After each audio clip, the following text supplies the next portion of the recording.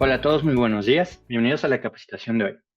Nos da mucho gusto contar con su presencia en la capacitación de la importancia de la espirometría en trabajadores de riesgo. Es un tema fundamental para la prevención y el cuidado de la salud respiratoria en el ámbito laboral con todos nuestros clientes. El día de hoy nos acompaña la doctora Meli Giselle Quintana Mesa, que es una especialista en medicina del trabajo y seguridad industrial, que nos compartirá su experiencia y conocimientos para aplicar en nuestro día a día. Quiero comentarles aparte que tengo una certificación de espirometría con NIOSH. El motivo de esto es de algunos conocimientos o algunas cosas que platicaremos. Son parte de ese curso de certificación. La idea es compartirlo con ustedes para que ustedes lo puedan aplicar, sobre todo para cuidar la salud de sus trabajadores. ¿Cuál es la importancia de la espirometría en trabajadores de riesgo?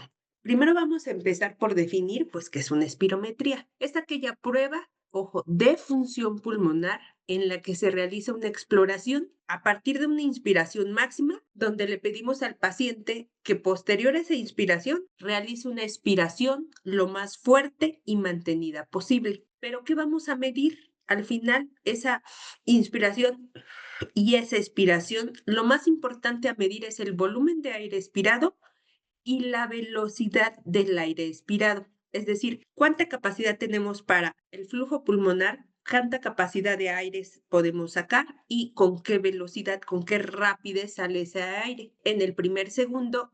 Y ese esfuerzo que va a mantener debe de ser durante al menos 6 segundos. La espirometría es frecuentemente el paso inicial para las pruebas de función pulmonar. Ojo, por sí sola no puede ser capaz de realizar un diagnóstico específico de una enfermedad. Vamos a hablar de la anormalidad o la normalidad de la función pulmonar y después le vamos a poner a lo mejor el apellido. Primero vamos a definir si está normal o anormal y después vamos a ponerle el apellido, si es obstructiva, restrictiva o mixta.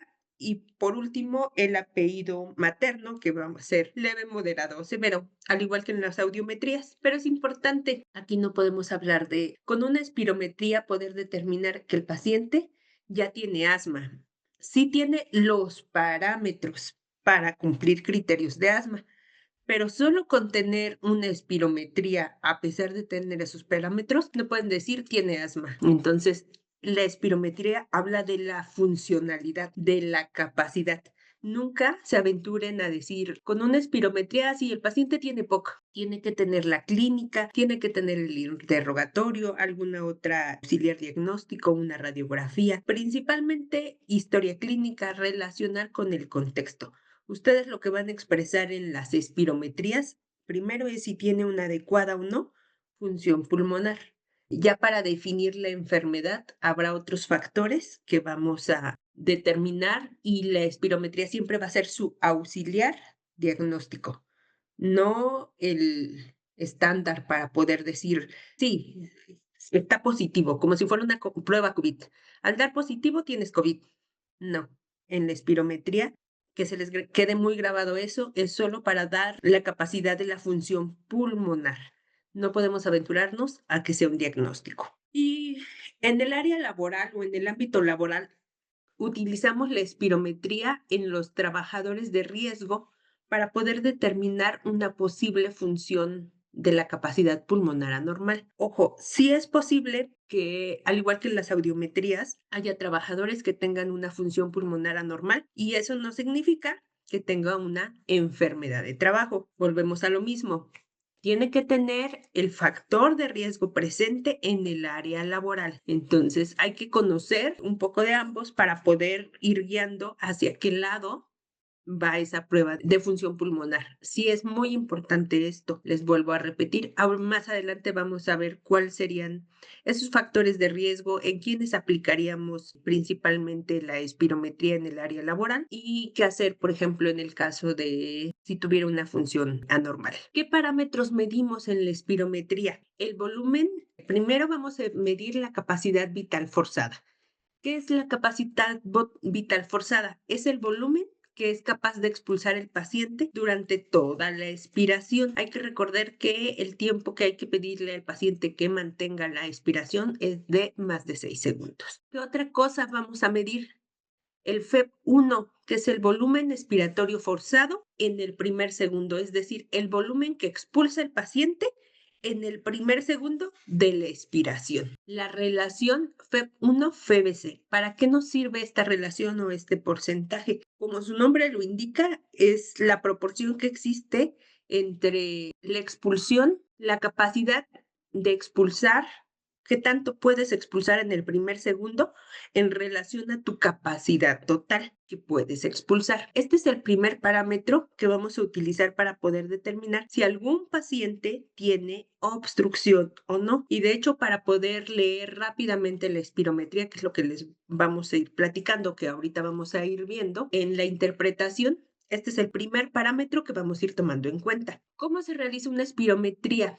El aparato debe de estar primero en perfectas condiciones de calibración. Hay que calibrar a diario si se usa a diario. El tercer paso es motivar o estimular al paciente. Hay algunos estudios, de hecho, Nayosh dice que principalmente la variabilidad en los resultados de la espirometría depende de la persona que lo está realizando, del técnico o la persona operadora del espirómetro. Es decir, para que el paciente pueda lograr una prueba adecuada, porque no puedes realizar más de 8 intentos, porque el paciente se fatiga y ya no es funcional, o te puede dar, si no está bien pegada la boquilla, te puede dar fuga, las gráficas te pueden mostrar, ya sea que tenga fuga al principio o fuga al final, entonces por eso es muy importante. Pero hablarles de todas las características que puedan tener al momento de realizarla, pues precisamente requiere mayor tiempo en los talleres de espirometría o talleres de NIOSH que se pueden tomar para reforzar esto.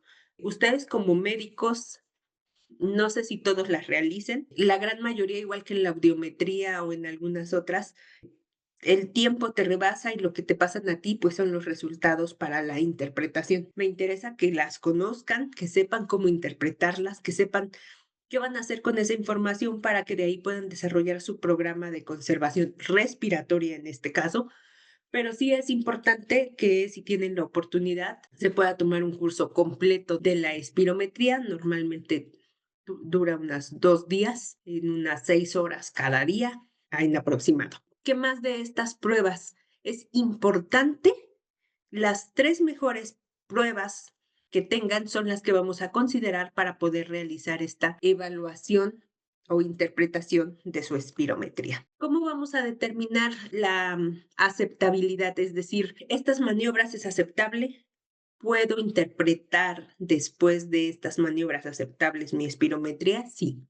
Si hubiera errores y se rebasaron las 8 maniobras, habría que reprogramar al trabajador. Habría que volver a explicar la técnica para que el paciente pueda lograrlo. Vamos a seleccionar las 3 mejores maniobras que hayan realizado. ¿Cómo las seleccionamos? De acuerdo a la gráfica que tenga. En el caso de la curva volumen-tiempo, vamos a ver que se logre una meseta o un plato, por así decirlo, de 6 segundos, que no tenga esta variabilidad. Un plato es decir, como algo plano, una meseta, algo plano, que suba y se sostenga. ¿Para qué? Para que realmente podamos contar que es fiable. Si al último cae, a lo mejor puede ser que tenga fuga o que se quitó el espirómetro antes de tiempo o que la cortó antes de los 6 segundos. En la curva flujo-volumen tiene que tener un pico agudo, tal cual formarlo. Si les hace como 2 montañitas, no es una prueba viable. Tiene que ser un solo pico y el descenso debe de ser suave. La OSHA precisamente habla en relación a la estandarización de las pruebas como la estándar del polvo de algodón, porque precisamente ellos dicen que la confiabilidad de la función pulmonar es la forma en la que el técnico guía al empleado a través de la realización de estas maniobras respiratorias. La última actualización de la OSHA es en el 2019 con el estándar de polvo de algodón. ¿Qué tenemos que tener? Validado un equipo, la capacidad, las velocidades de flujo, las pantallas de gráfica, que son las que les acabo de enseñar, o las gráficas, las revisiones de la calibración, la interpretación y la técnica. Para fines de la clase de hoy, vamos a hablar principalmente de la interpretación y de acuerdo a los resultados que van a hacer para su programa de conservación respiratoria. ¿Cuáles serían los pasos a seguir para la interpretación de una espirometría? Primero, vamos a tener los valores ya después que el paciente seleccionamos las 3 mejores maniobras y que si se los hace un laboratorio, les va a mandar estas gráficas. Es importante, bueno, estas tablas, las tablas y las gráficas, pero es importante, por ejemplo, en las tablas que ustedes observen, les tienen que marcar 3. A veces les mandan hasta 5 o 6, pero ustedes van a poder seleccionar las 3 mejores maniobras. De esos valores observables en el paciente, se van a comparar con los valores de referencia. Normalmente en la espirometría que te mandan o cuando ustedes calibran, ahí viene cuáles son los valores de referencia estándar. Normalmente utilizamos valores de referencia para la población latina porque, por ejemplo, no es lo mismo alguien que, no sé, de raza o de ascendencia europea o nórdica, que por su estatura y su complexión, su capacidad pulmonar es mayor que la que puede tener un latino, que somos un poquito más chaparritos. Entonces, sí es importante comparar contra qué parámetros. Cuando ustedes al principio van a hacer la prueba, te pregunta qué valores vas a escoger. Y cuando la prueba ya está hecha en la parte superior, siempre debe de venir con qué parámetros fueron comparados. Y por último, pues viene el porcentaje de esos valores del paciente, es decir, cuánto es lo esperado, cuánto tiene y qué porcentaje representa de ese valor. ¿Qué es lo primero que le vamos a ver? La obstrucción o la restricción. En este caso, lo primero que vamos a definir va a ser la obstrucción. ¿Y dónde se define si un trabajador tiene un patrón obstructivo o no en su espirometría? Precisamente en la relación FEB1, FEBC o capacidad vital forzada. ¿Cuánto es el valor que vamos a observar? Si tiene menos del 70%, se llama que el paciente tiene una obstrucción. Entonces, cuando pongan esta tabla, cuando les manden estos resultados, lo primero que se tienen que ir es para ver si el trabajador tiene una obstrucción o una restricción. Lo normal primero es obstrucción. Si tiene menos del 70, hablamos de una obstrucción. Pero si tienes 73, dices, no puedo decir que ya tiene restricción, solo estoy hablando, ojo, que tiene una obstrucción. ¿Qué me da la restricción? Para seguir específicamente en la obstrucción, dificultad para la entrada o salida de aire en los pulmones. Si un adulto no es capaz de expulsar más del 70% de su volumen total, capacidad vital forzada en su primer segundo, FEB1, podemos hablar de obstrucción. Entonces, el índice o la relación, cuando tiene menos del 70%, se habla de obstrucción. Quedamos, pero tiene 73. ¿Ya puedo decir que tiene restricción? No. Solo si tiene menos del 70, hablamos de obstrucción. ¿Tengo que esperarme para poder decir si tiene restricción? Sí. ¿Qué le voy a buscar para la restricción? Cuando el volumen de aire forzado, total expulsado, o sea, la capacidad vital forzada, está por debajo del 80% de la población de referencia, hablamos que el paciente tiene una restricción. Entonces, puede haber gráficos o tablas donde el FEB1 y el FEBC estén 73, 72, arriba del 70%. Entonces, primero decimos, obstrucción no tiene, está normal. Vamos a ver si tiene un patrón restrictivo. Nos vamos al FBC. Si está en menos de 80%, significa que tiene una restricción. Y al mismo tiempo el FEB1 va a estar disminuido. Ojo, ¿y cómo hablo que el paciente puede tener un patrón mixto?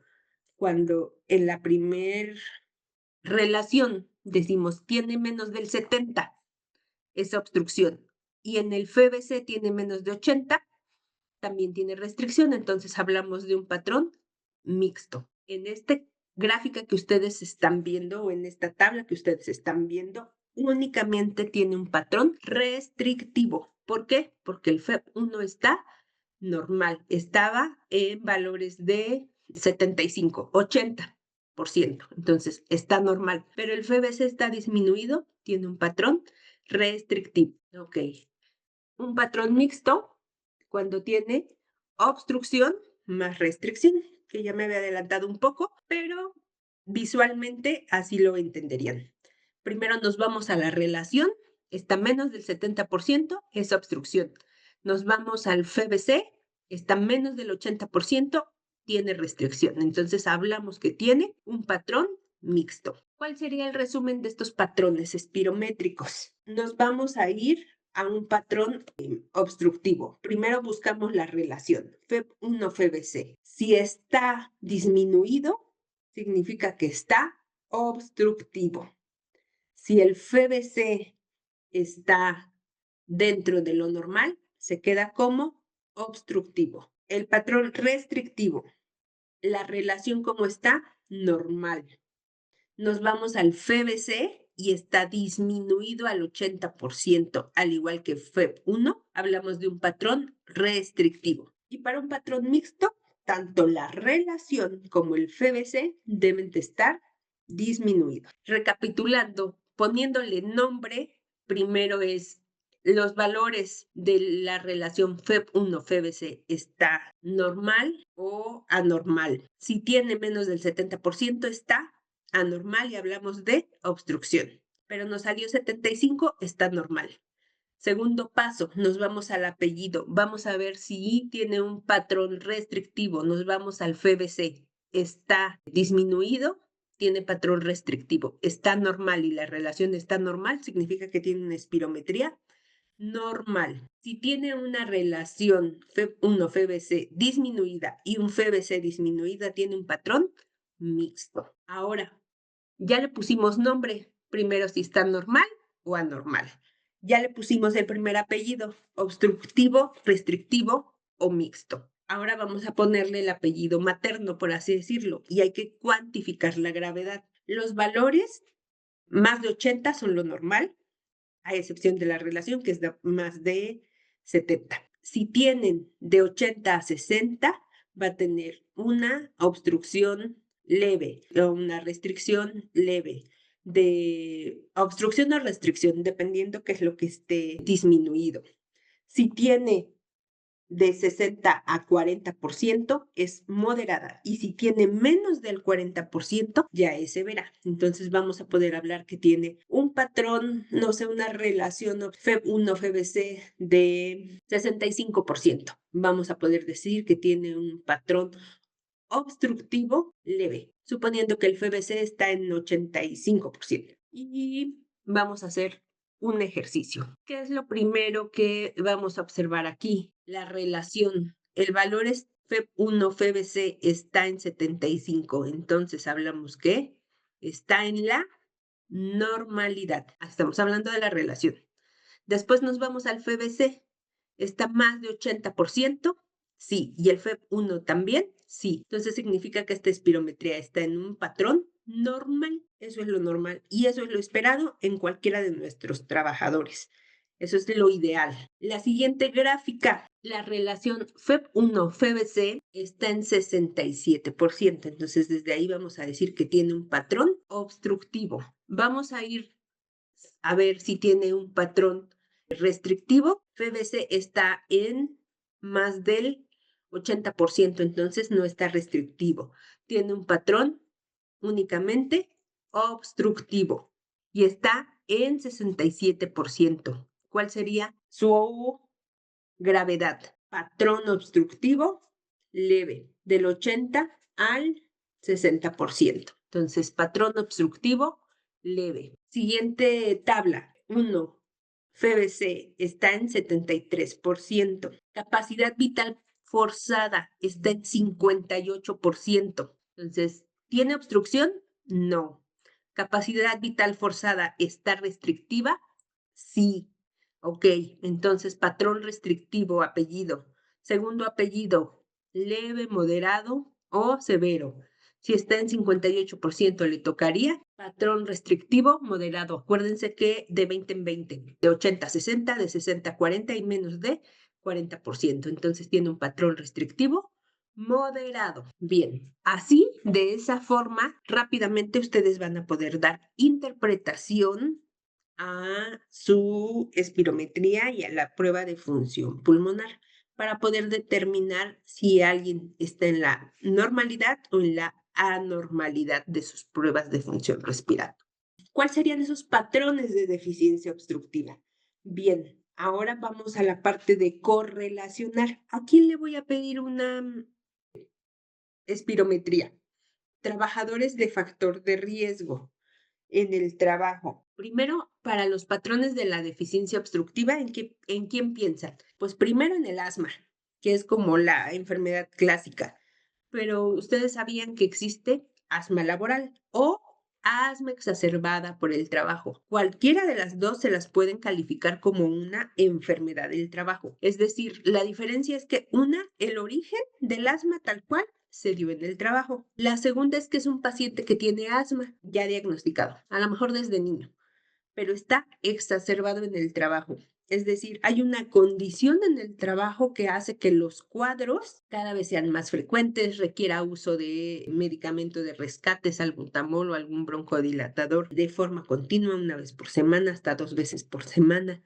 Entonces, sí es importante que ustedes conozcan el historial de sus trabajadores. ¿Por qué? Porque aunque el paciente o el trabajador tenga asma, no lo descarten, digan, no, él ya tiene asma, pues entonces siempre va a salir mal. Igual que en todo, hay que tener su patrón de inicio para ver cómo es que va a ir evolucionando. Eso es muy importante como parte de su examen médico inicial, como parte de sus pruebas de conservación respiratoria. No los descarten. Aunque el paciente les diga que tenga asma, de todos modos hay que hacérsela. ¿Por qué? Porque existe esa entidad y se las pueden reclamar como una enfermedad de trabajo. En las vías aéreas superiores y vías aéreas grandes, ¿qué nos puede dar un patrón obstructivo?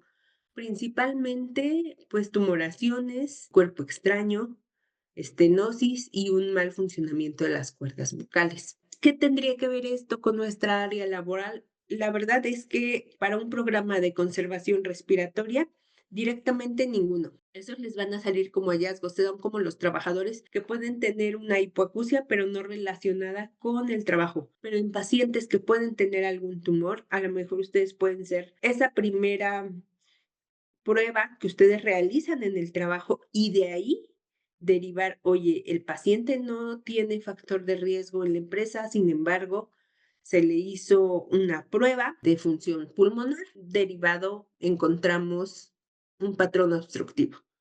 Específicamente dijimos, no te da la enfermedad, no sabemos si tienes EPOC, no sabemos si tienes asma, no sabemos si tiene un tumor, más si no tiene síntomas, pero con esta prueba puedes acudir con tu médico al Seguro Social o con un médico privado o a alguna otra instancia. El asma relacionado con el trabajo. Hay tres tipos principalmente: los sensibilizantes, las respuestas no alérgicas y las condiciones físicas.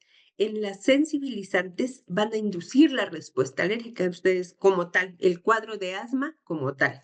Animales, insectos, plantas, hongos, irritantes.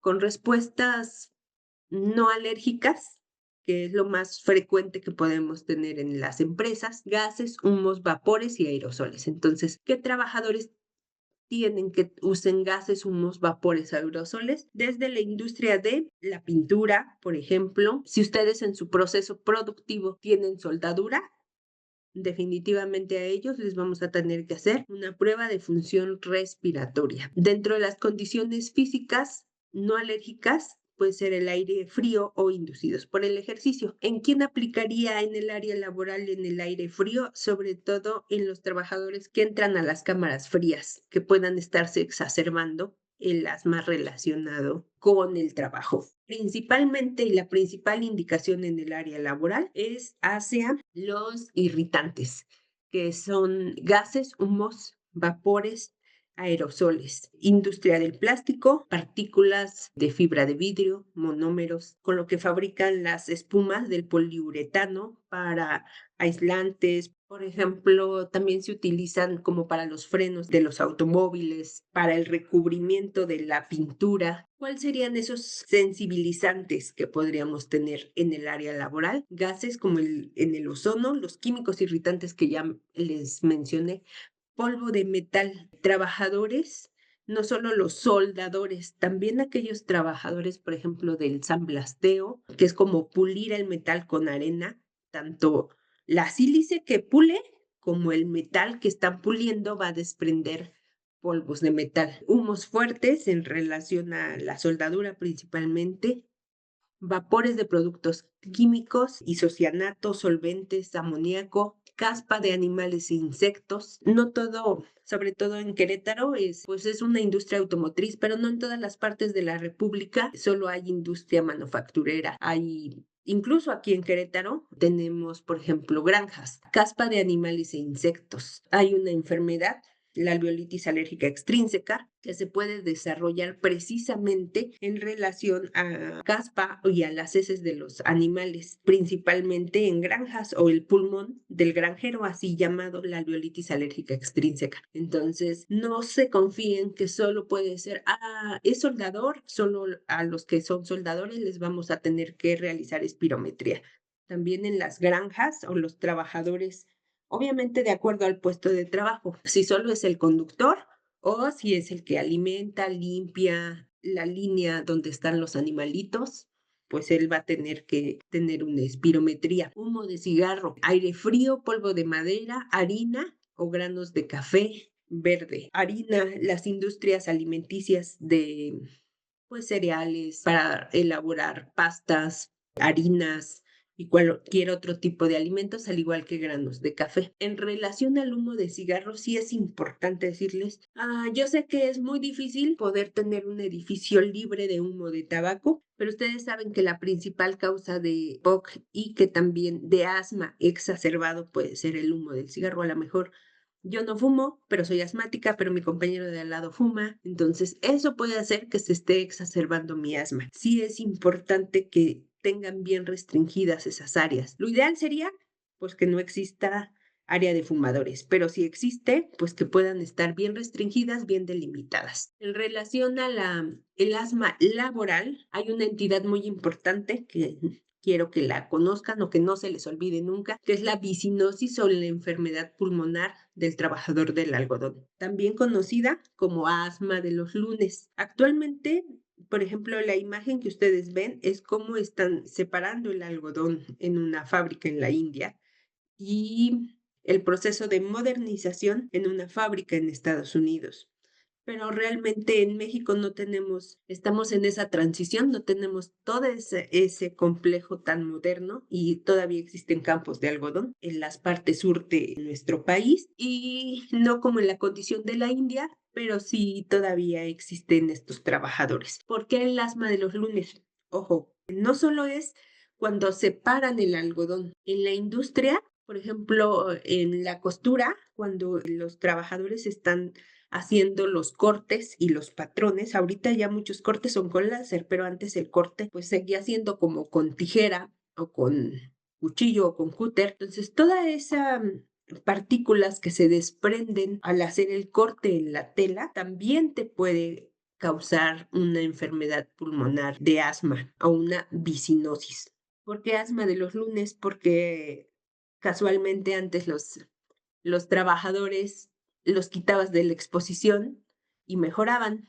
Y el lunes que volvían al trabajo, empeoraban. Por eso decían, ay, ¿por qué el lunes? Pues porque los vas quitando de la exposición y el paciente al quitarlo de la exposición, pues mejora. Obviamente cuando es un trabajo ya crónico, por más que los quite, bueno, un trabajo prolongado, va a haber algún momento en que el paciente, aunque lo quites el fin de semana, de todos modos va a tener broncoespasmo, entonces necesita que se retire un periodo más largo. Pero la característica en un principio es eso. Aunque el asma de los lunes está reportado para la bisinosis o la enfermedad con factor de riesgo en trabajadores de algodón, sí es un detalle o un tip que les puedo dar si casualmente ustedes tienen un trabajador que es asmático o todavía no lo identifican asmático, pero los lunes que regresa del fin de semana o el día que regresa de su descanso, porque algunos descansan martes, miércoles, por así decirlo, y se presenta a enfermería o el servicio médico con un cuadro de broncoespasmo y el paciente no mejora, entonces, ¿por qué nada más los lunes? Aguas, habría que buscarle qué es lo que hay dentro de la planta que esté causando este síntoma. Puede ser un asma de los lunes, un asma de trabajo. Dentro de las enfermedades que se van a manifestar como una normalidad en esta espirometría, pues es el EPOC. Y la principal causa de EPOC pues fumar cigarrillos.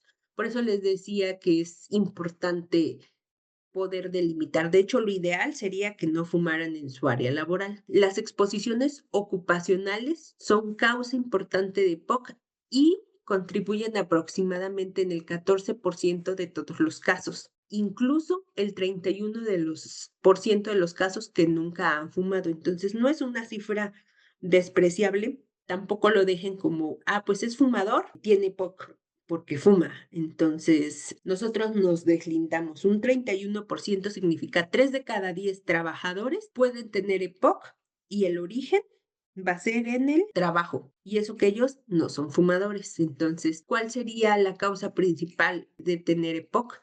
Principalmente productos químicos irritantes. Está muy relacionado con humos y vapores de la soldadura. Los patrones restrictivos, ¿en quién vamos a pensar? Principalmente en pacientes o en enfermedades laborales que pueden desarrollar una fibrosis, deformidades de la columna vertebral o también cuando tienen un trabajador con sobrepeso o con obesidad puede presentar una restricción. Pero de ese patrón restrictivo específicamente en el área laboral, ¿qué nos interesaría? Principalmente esas enfermedades pulmonares intersticiales que nos van a dar, por ejemplo, formación de paneles y cavidades. ¿Como cuáles? Pues precisamente como las neumoconiosis, como el asbesto que te da, como el sílice que te da el patrón de panel de abeja, que te dan cavidades confluentes, que te da un nódulo obstructivo, que te hace una fibrosis y entonces el parénquima pulmonar ya no puede expandirse totalmente y tiene un patrón restrictivo. También hay de estas enfermedades como es la silicosis o como es la asbestosis que te dan un patrón restrictivo o que pueda ser mixto en algún momento dado. Esas enfermedades donde les decía de la alveolitis alérgica extrínseca, que está relacionada principalmente con productos biológicos. Llámese el excremento de los animales o la caspa de la pluma de los animales. Dentro de estas neumoconiosis, fibras de asbesto, polvos de sílice, polvos de la mina de carbón, aluminio, que nos puede dar una aluminiosis, del bario, una varitosis, hierro, una siderosis pulmonar, talco. Realmente la enfermedad en específico es de acuerdo al factor de riesgo presente. Si hay sílice, pues le van a poder determinar. En lugar de dejarlo como una neumoconiosis, van a poder especificar que es una silicosis. Obviamente, si el paciente le toman una radiografía, una espirometría y todavía le toman una biopsia y encuentran un nódulo silicótico, pues ahí sí es agua pasa por mi casa. Pero de forma inicial hay que quedarnos, si no tenemos específicamente el nombre de la sustancia o de factor de riesgo, lo vamos a dejar como una neumoconiosis. Si ustedes conocen o identifican alguna de estas sustancias de su área laboral, tendrían sí o sí que incluir la prueba de función respiratoria en sus programas de conservación respiratoria. Esta es una diapositiva de NIOSH que muestra la progresión de un pulmón sano a una enfermedad pulmonar en un trabajador de una carbonífera, cuando tienen fibrosis masiva progresiva, principalmente en los trabajadores de las minas de carbón, que les digo, no sé si todos, algunos quizás se conectan fuera del estado de Querétaro.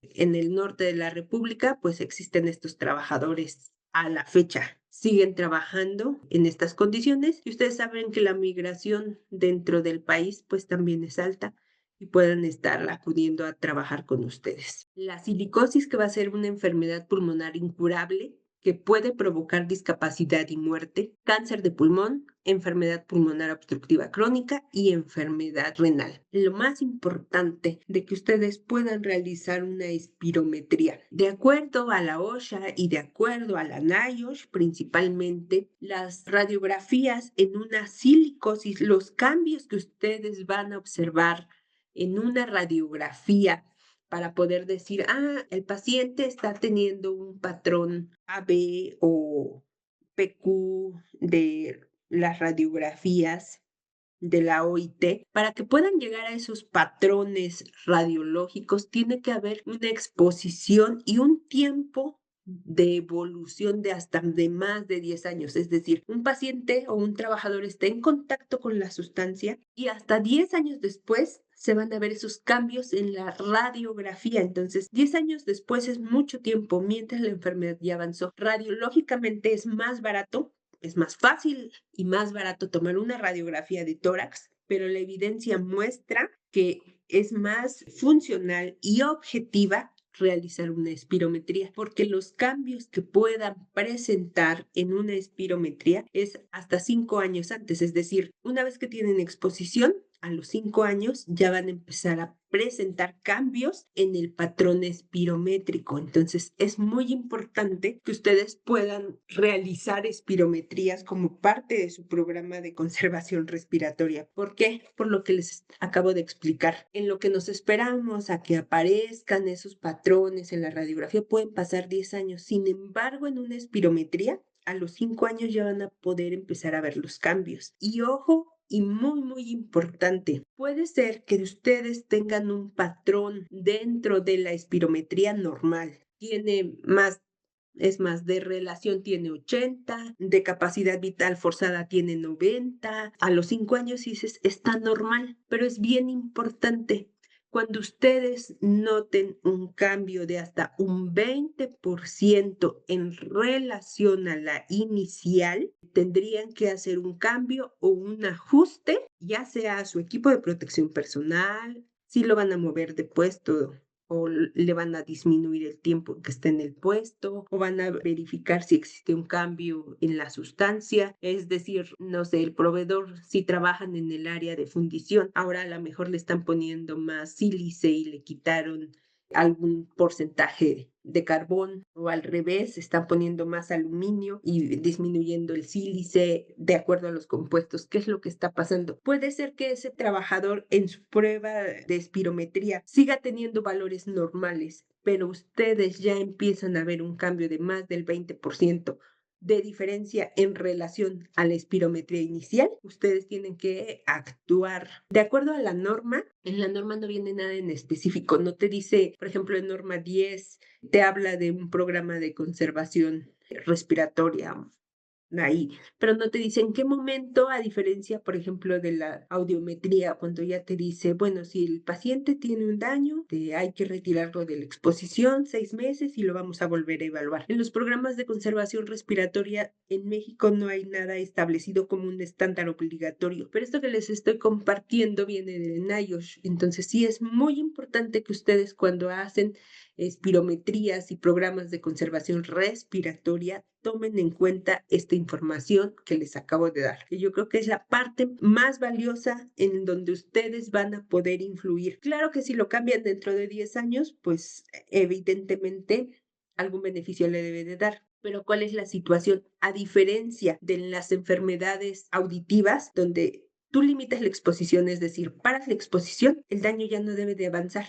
Pero en las enfermedades respiratorias es progresiva, es decir, si tú lo, aunque tú lo puedas limitar en los últimos 10 años o después de esos 10 años, cuando ya está el daño asentado, sigue siendo progresivo. Eso es muy importante. O sea, pasados los 10 años, el daño sigue siendo progresivo. Obviamente, si lo expones a mayor cantidad de irritantes o de sustancias peligrosas, pues el daño va a continuar, pero aún limitándolo, el daño es progresivo. Entonces, la importancia es de que ustedes puedan actuar y detectarlo antes de que el daño se establezca completamente y que puedan tener un daño moderado o severo. Entonces, las espirometrías pueden que ser más caras, sí, a diferencia de una radiografía, pero funcionalmente te aporta más que una radiografía. ¿Por qué? Porque los cambios son más objetivos a los 5 años. La radiografía a los 10 años empiezas a mostrar pequeños cambios. Y esos pequeños cambios, hablando de radiografías de la OIT, dicen, tiene opacidades PQ o S. Entonces son cambios muy pequeños. Sí es importante que tomen en cuenta para que cuando ustedes desarrollen un programa de conservación respiratoria, lo ideal sería espirometría. Si por el costo no pueden realizar espirometría a todos sus trabajadores, ahí es donde entra en ustedes su trabajo fino de poder decir, ok, ¿quién sería mi factor de riesgo? ¿Quién sería mi personal ocupacionalmente expuesto? ¿Quién directamente de todos los trabajadores se expone a estas sustancias? Ok, el que empaca, no, el que está en la fundición, sí, el que desmolda, sí. El que corta o el que solda, sí.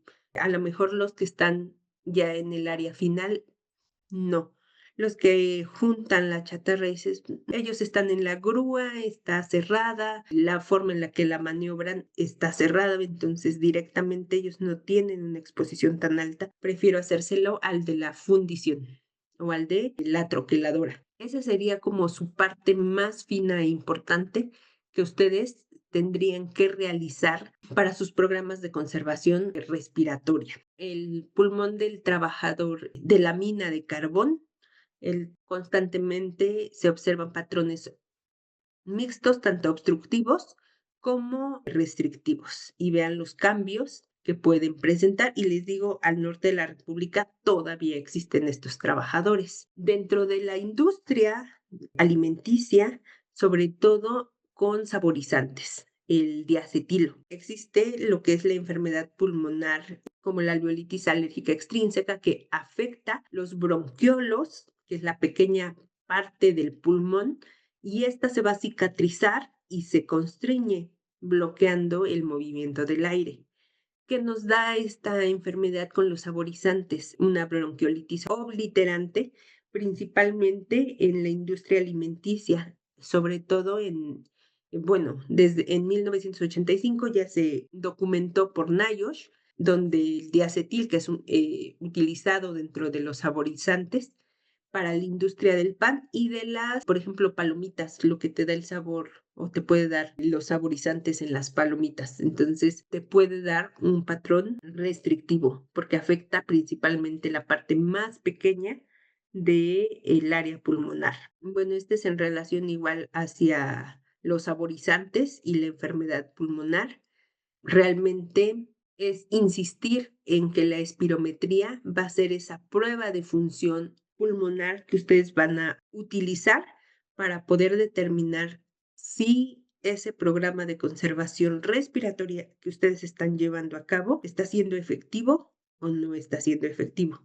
No se esperan hasta que el trabajador presente un patrón obstructivo o restrictivo. Cuando tengan un cambio de más del 20% entre el valor inicial de la primera espirometría y conforme va evolucionando, es ahí donde deben de actuar. Y con esta daríamos por terminada la sesión del día de hoy. Aprovecho el espacio para agradecerles a toda su participación en esta capacitación del mes de agosto. De igual forma, quiero agradecer a Número Occupational Health a la doctora Meli Giselle Quintanar Mesa por compartir su experiencia y conocimientos sobre la importancia de las espirometrías en los trabajadores de riesgo.